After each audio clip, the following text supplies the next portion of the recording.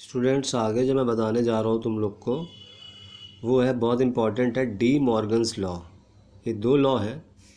एक तो है ए यूनियन बी का whole complement is equal to A complement intersection B complement, और दूसरा लॉ है ए इंटरसेक्शन बी का complement is equal to A complement union B complement. यानी कि अगर यहाँ पे यूनियन है तो इसका उल्टा हो जाएगा, अलग अलग करने पे इंटरसेक्शन आ गया, और यहाँ पे अगर इंटरसेक्शन है तो यहाँ पे देखो यूनियन आ गया।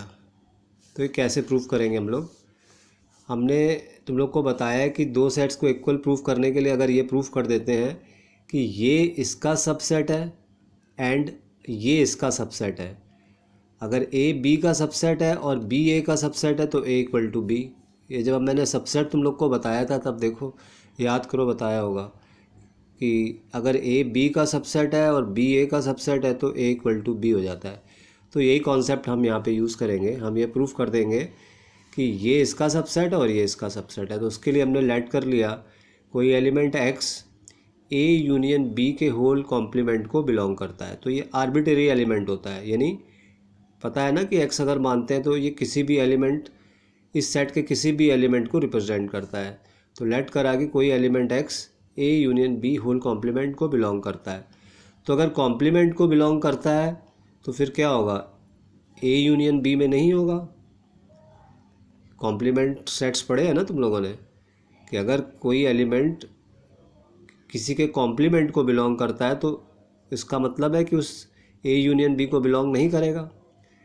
तो अगर ए यूनियन बी को बिलोंग नहीं करेगा तो इसका मतलब हुआ कि ना तो एक्स ए को बिलोंग करेगा एंड एक्स बी को भी बिलोंग नहीं करेगा। क्योंकि अगर कहीं ए यूनियन बी में ही नहीं है, अगर एक्स ए यूनियन बी में नहीं है तो ना तो एक्स ए में होगा ना एक्स बी में होगा। क्योंकि अगर एक्स ए में या बी में कहीं ना कहीं होता तो ए यूनियन बी में तो आ ही जाता ना। तो इसलिए अगर एक्स ए यूनियन बी में नहीं है तो इसका मतलब ये हुआ कि ना तो एक्स ए में होगा और ना ही एक्स बी में होगा। इस तो ध्यान से समझना, अगर ये चीज़ ना समझ में आए तो मुझसे दोबारा पूछ लेना।